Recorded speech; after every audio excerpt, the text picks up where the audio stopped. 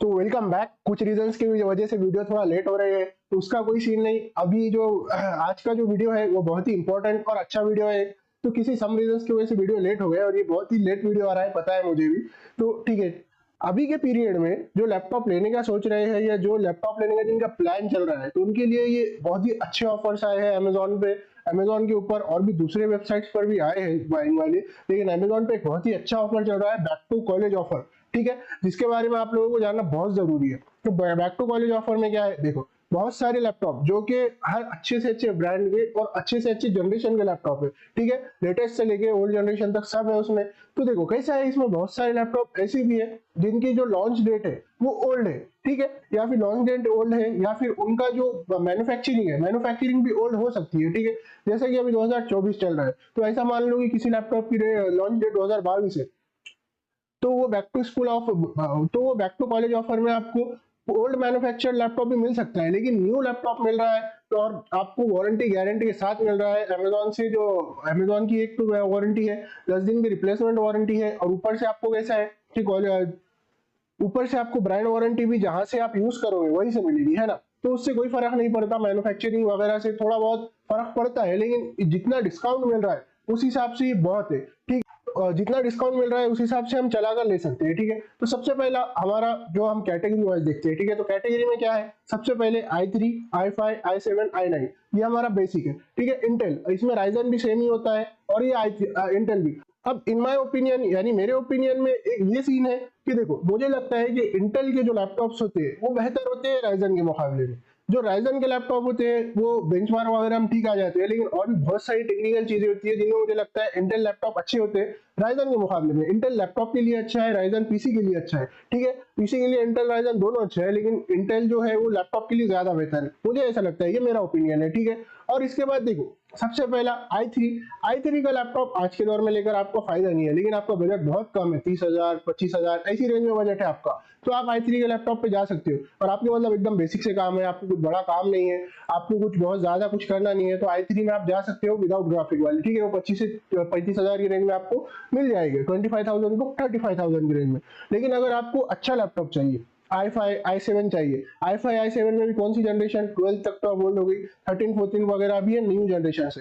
तो 13 जनरेशन वाले लैपटॉप सस्ते मिल रहे हैं। ठीक है, बैक टू कॉलेज ऑफर में, इसलिए आप लोगों को ये जानना जरूरी है। तो सबसे पहला क्या है हमारा i5 13 जनरेशन, उसके बाद i7 13 जनरेशन, उसके बाद i9 13 जनरेशन। i9 जो है हम जो हमारी जो आज की वीडियो कैटेगरी है वो थोड़ी चीप और बजट है, चीप तो नहीं लेकिन बजट है। ठीक है, तो इसके हिसाब से क्या है, i9 जो है वो फिर भी एक्सपेंसिव में ही बैठता है।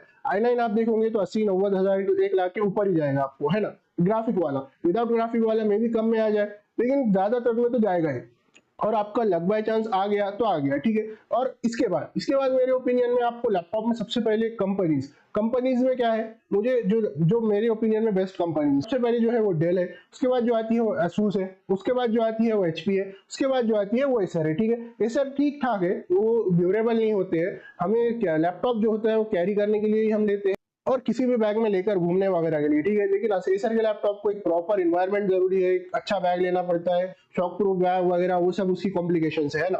तो देखो सबसे पहले तो हम क्या करते हैं, डेल HP और इसी में देखते हैं asus। ठीक है, डेल asus HP में। इसके बाद जो MSI और फुजित्सु वगैरह है, ये कंपनी जो हमारे पास उसके सर्विस सेंटर वगैरह उतने अवेलेबल नहीं है। ठीक है, इसीलिए ये इन लैपटॉप्स को क्या है हम अवॉइड करते हैं। अभी हम 3 कैटेगरी में सबसे बेहतरीन लैपटॉप से जो 3 कैटेगरीज में बहुत ही अच्छे लैपटॉप्स मिल रहे हैं। ठीक है, एक हमारा हो गया डेल, दूसरा हो गया asus और तीसरा हो गया हमारा HP। हाँ, अगर आप लोग कंफर्टेबल हो एसर के साथ जाने में, आपने पहले यूज किया है या आप कंफर्टेबल हो, तो आपको और भी सस्ते में एसर मिल जाएगा। ठीक है, इनके मुकाबले में, क्योंकि वो ड्यूरेबिलिटी वगैरह नहीं होती है और भी उसमें वो टेक्निकल चीजें हैं कि मतलब उसकी रैम वगैरह हम ज्यादा नहीं बढ़ा सकते, वो सब चीजें हैं, उसकी वजह से होता है। जैसे आप डेल का आप लैपटॉप ले लो और एसर ले लो, ठीक है, सेम स्पेसिफिकेशन वाला अगर आप लोगे तो आप डेल में रैम एक्सपांड कर सकोगे, एसर में नहीं कर सकोगे।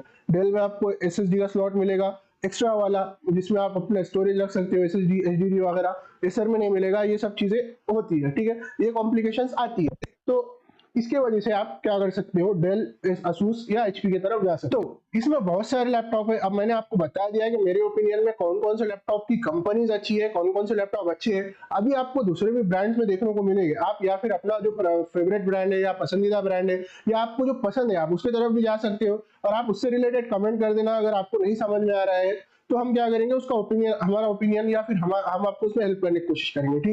और कई सारे ऐसे लैपटॉप जो मेरे ओपिनियन में सही है और जो 50,000 से 1 लाख के बीच की रेंज में, आजकल के दौर में ये बजट ही है, क्योंकि इसमें भी दो कैटेगरीज है, ठीक है। एक जो है वो गेमिंग वाले मतलब मल्टीपर्पज के लिए काम आते हैं, क्योंकि उसमें ग्राफिक कार्ड होता है, रेंडरिंग, 3D डिजाइनिंग वगैरह जो हाई हाई वाले काम होते हैं आप उसमें कर सकते हो, ठीक है, जो ग्राफिक्स वाला लैपटॉप होता है। और दूसरा विदाउट ग्राफिक वाले, ठीक है। तो ये दो कैटेगरी भी है, एक ग्राफिक्स वाला, एक विदाउट ग्राफिक्स वाला। तो आपको दोनों कैटेगरीज में मैं डिस्क्रिप्शन में आपको बहुत सारी लिंक्स दे दूंगा, बहुत सारी नहीं, या जितने भी हमने चुन के रखे हैं, जितने भी हमने उसको शॉर्ट किए हैं वो आपको मैं दे दूंगा, ठीक है। तो आप क्या कर सकते हो, उसके थ्रू ले सकते हो, या फिर आप डायरेक्ट ले सकते हो, बस आप चेक कर सकते हो उस लिंक के थ्रू और डायरेक्ट ले सकते हो। ये एफिलिएट लिंक या पेड प्रमोशन वगैरह कुछ भी नहीं है, ठीक है। मुझे बस ये बहुत दिनों से आपको बताना था, तो ये बस एक को तो बस एक ये इन्फॉर्मेशन पर्पस वीडियो है, ठीक है। और आप लोगों को अगर कुछ भी कंफ्यूजन होगा, कुछ भी डाउट होगा तो बेझिझक आप कमेंट कर सकते हो, ये तो आपको पता ही है, ठीक है। तो मिलते हैं अगली वीडियो में, तब तक के लिए stay hungry, stay safe, okay, bye.